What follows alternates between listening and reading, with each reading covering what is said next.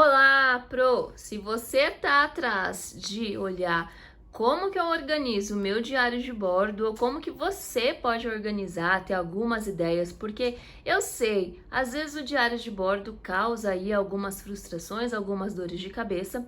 Então, bem-vindo a este vídeo aqui. Eu sou a Lila, professora da Prefeitura da cidade de São Paulo, e hoje eu venho compartilhar com você mais uma organização no meu diário de bordo, certo? Então aqui eu já tenho o material que eu utilizei, olha só, o currículo paulista de matemática, porque a gente precisa, né, o nosso documento norteador. Aqui eu tenho o caderno e as atividades que eu vou apresentando para você conforme eu for mostrando o que eu vou desenvolver dentro da semana de atividade com a matemática, certo?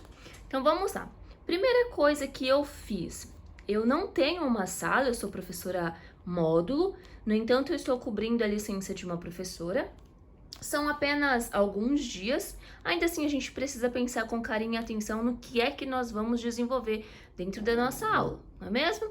Então, para trabalhar a matemática, eu conheço já a turma, percebi que existem algumas crianças que ainda estão com dificuldade em trabalhar a sequência numérica. Aí a gente tem todo aquele caso sobre o tempo que ficou afastado da escola, o tempo que ficou afastado da EMEI por conta da pandemia, não é mesmo? Então a primeira coisa que eu fiz foi pegar o nosso currículo aqui, eu já li, conheço um pouquinho sobre ele, então eu percebi quais são aqui os objetivos de aprendizagem e desenvolvimento que eu queria desenvolver com essa turma, certo? Lembrando, não sei se você sabe, o currículo de matemática, ele possui os eixos estruturantes, que são aqueles que nós precisamos trabalhar sempre, e possui também os eixos articuladores. Interessantemente, eu acabei utilizando, vou lhe mostrar agora, 4 habilidades ou 4 objetivos de aprendizagem. A gente fala habilidade quando a gente pensa na BNCC. Como aqui o nosso norte é o currículo, então a gente vai utilizar objetivos de aprendizagem e desenvolvimento, ok?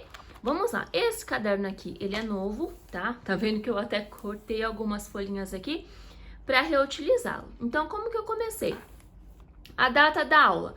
A verdade é que eu esqueci, essa aula aqui não é só do dia 26.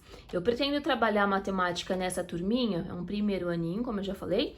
Pretendo trabalhar 2 a 3 vezes na semana, então eu vou colocar aqui os outros dias depois, tá? Porque eu pretendo intercalar com a sequência de atividades de língua portuguesa e talvez história, ciências ou geografia. Preciso organizar ainda.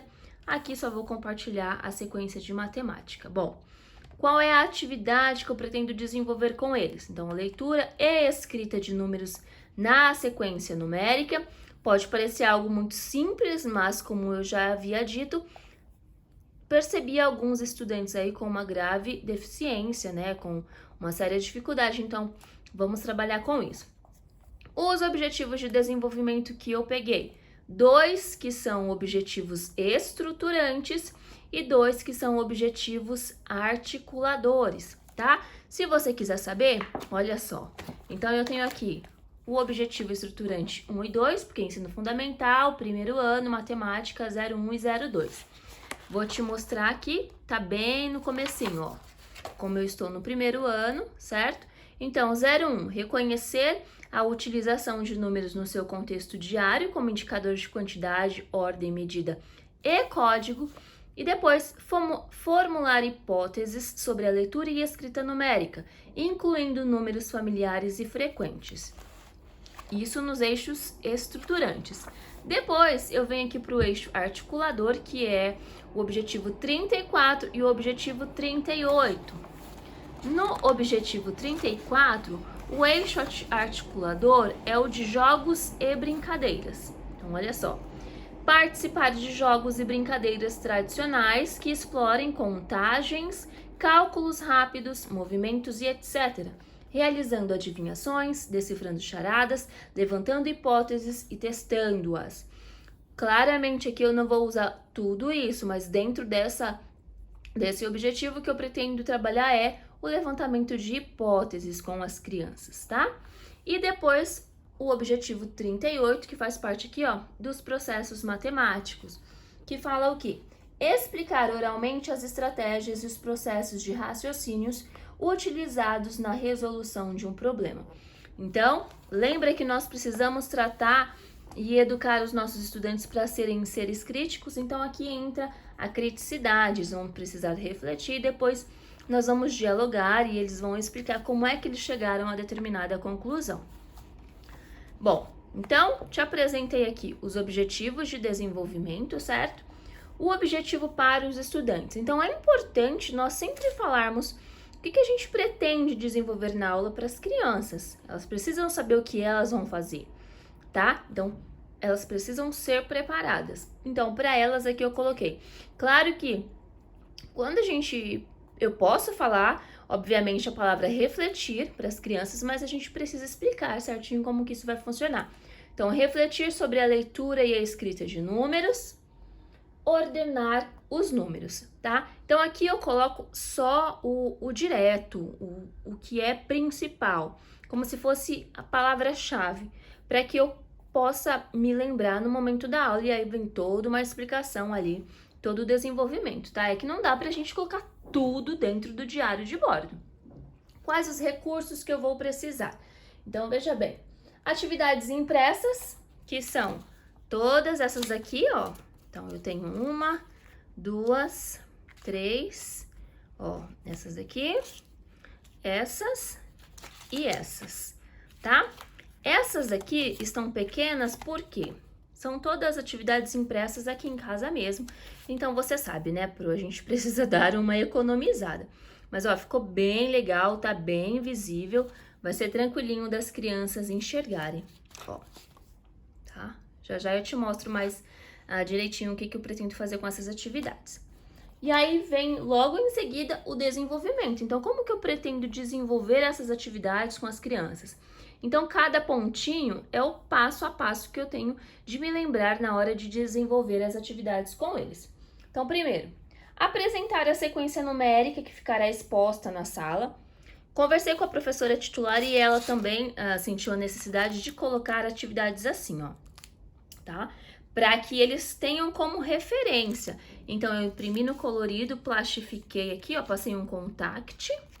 E aí eu vou apresentar, vou fazer todo um desenvolvimento em sala com as crianças para trabalhar a quantidade, porque aí eles têm tanto o número escrito quanto, né, o algarismo e a quantidade aqui para eles terem ideia, tá? E uma coisa muito interessante que a professora regente me falou foi o seguinte: olha, Lila, é importante ter na parede para que eles, no momento de escrever, eles saibam qual o lado correto, porque tem alguns numerais, alguns algarismos que eles ainda escrevem do lado oposto, como o caso do 4, do 5, do 7, não é mesmo? Então, olha que bonitinho. Eu acredito que eles vão gostar bastante e vai ser muito bom para eles. Então, feito essa atividade, eu vou para o segundo passo, ó. As cadeiras estarão todas expostas na sala. Então, o que eu pretendo fazer? Quando as crianças chegarem na sala de aula, as mesas não estarão organizadas em fileiras, tá? Eu vou abrir toda a sala e deixar só as cadeiras no meio, justamente para desenvolver essa atividade. Então, vai ter um momento em que eles vão precisar ficar sentadinhos no chão, pretendo fazer um círculo, alguma coisa assim, para que a gente... Ou talvez essa primeira parte aqui de apresentar os numerais, eu posso inclusive fazer no pátio, entendeu? Justamente por conta das cadeiras que estarão todas desordenadas na sala de aula. E aí eu vou fazendo adequações conforme eu veja aí o que melhor cabe ali no momento, certo? Então, o segundo passo, justamente... depois que as cadeiras vão estar todas expostas, então o que eu tenho que fazer? Pedir para que os estudantes verifiquem se há cadeiras para todos, né? Todos eles estarão sentadinhos no chão. Então, aqui começa o processo de reflexão deles. Então, eles vão ter que olhar para a quantidade de cadeiras, olhar para a quantidade de alunos, e ali eu vou apenas observar como é que eles vão chegar a conclusão. Será que eles vão contar o número de cadeiras e depois contar o número de coleguinhas em sala de aula? Ou se eles vão chutar, vão por aproximação, por estimativa? Percebe que interessante isso? Então, é a parte de reflexão deles. Depois, pedir que organizem as cadeiras de modo que os números colados estejam na sequência. Então, entra agora essa atividade aqui, ó. Esses números foram impressos e eles estão plastificados, tá vendo? E aí eu vou entregar. Então, se eu tiver 24 estudantes na sala, eu vou entregar um número para cada um, totalmente desordenados, e vou pedir para que eles organizem a sequência numérica nas cadeiras. Então, a primeira coisa que eles vão ter que fazer, organizar as cadeiras, certo? E depois organizar os números. Toda essa atividade vai acontecer com eles, sozinhos, interagindo e chegando a conclusões, decidindo como que deve ser feito, tá? E eu apenas observando. Pode ser que talvez, pode ser não, haverá a necessidade de eu dar uma orientação ou outra, ou fazer um questionamento ou outro, para que vá sendo desenvolvida a atividade. Eu achei muito interessante essa atividade também, tá? Porque aqui a gente vai trabalhar a sequência numérica de uma maneira um pouco mais, se eu posso dizer, lúdica, que é onde entra aqui no caso, ó, o eixo articulador dos jogos e brincadeiras, percebe? Só que aqui, na verdade, eles estarão levantando hipóteses, tá? Feito isso, o que nós vamos fazer em seguida? Indicar o lugar que cada um sentará. Então, aqui, na verdade, eu entro. Então, por exemplo, as crianças estarão todas sentadas no chão, certo? E eu vou falar, então, por exemplo, para o Miguel. Miguel, você sentará na cadeira que o número é maior que 4 e menor que 6. Para verificar se ele já consegue fazer essa reflexão, já consegue passar por esse processo de, olha, maior que 4 e menor que 6, então será o número 5. Alguns conseguirão com facilidade, outros nem tanta facilidade, mas é bom sempre já ir trabalhando essa questão.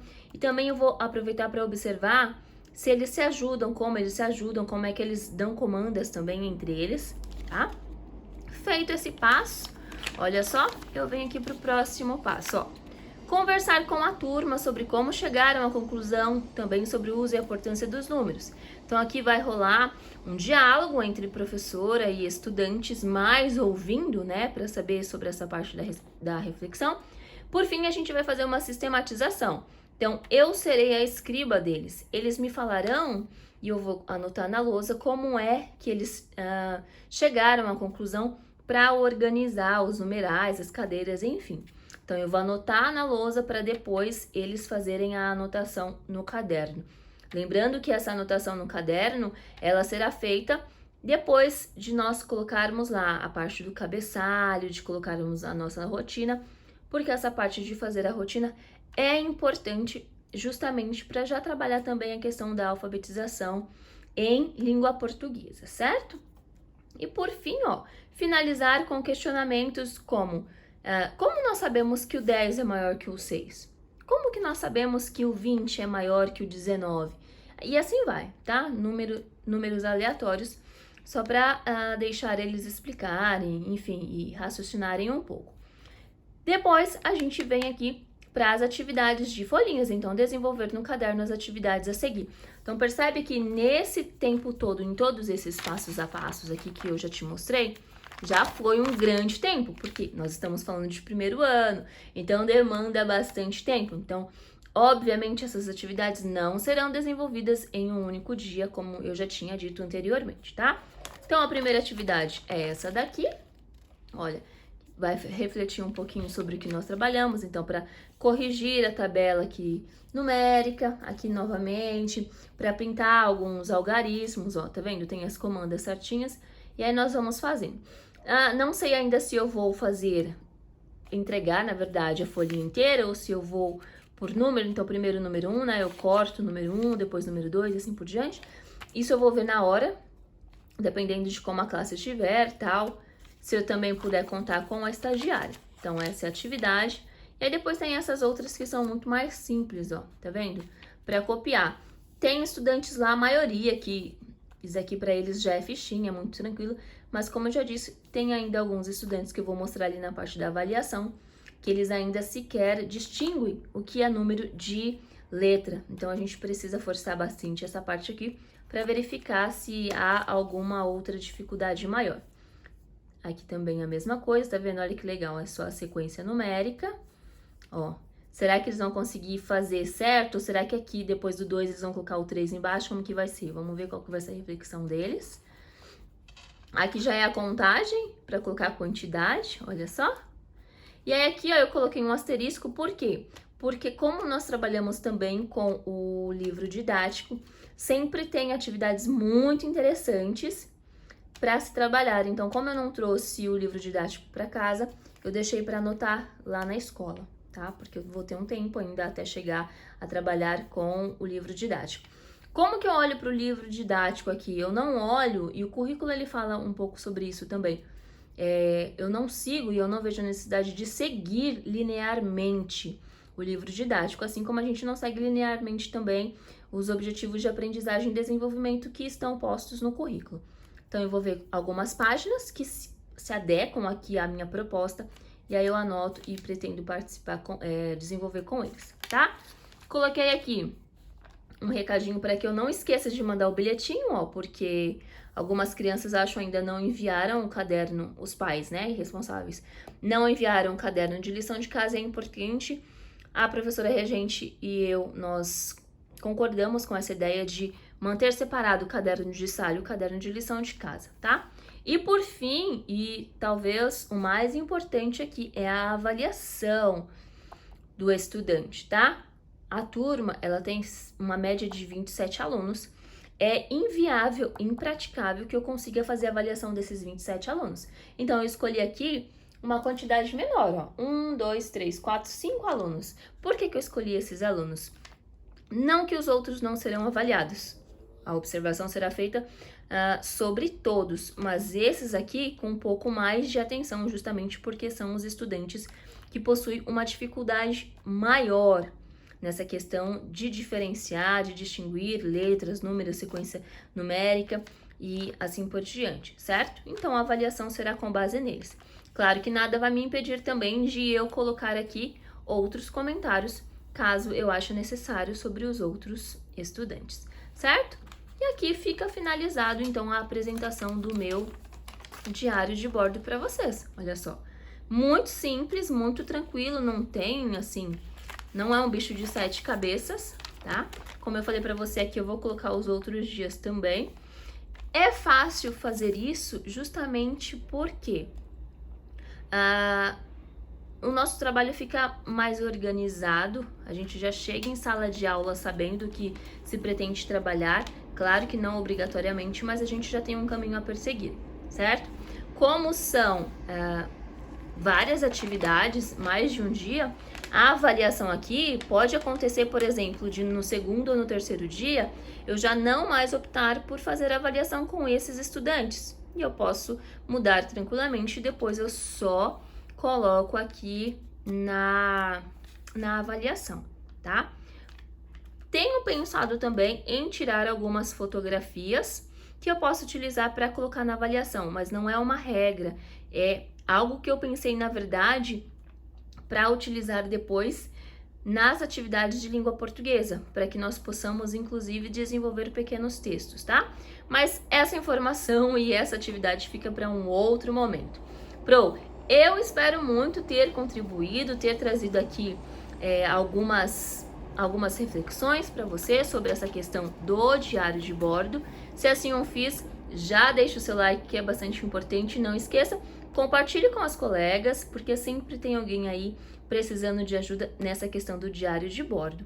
Se você tem interesse também em estudar mais, entender um pouquinho mais sobre os currículos da cidade de São Paulo, eles não são um bicho de 7 cabeças, são muito interessantes, são muito tranquilos.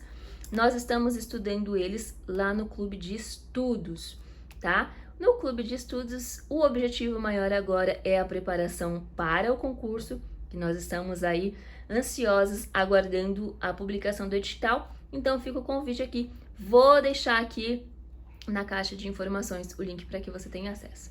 No mais, me siga lá no Instagram, @LilaLibório. Um beijo, Até mais. Tchau!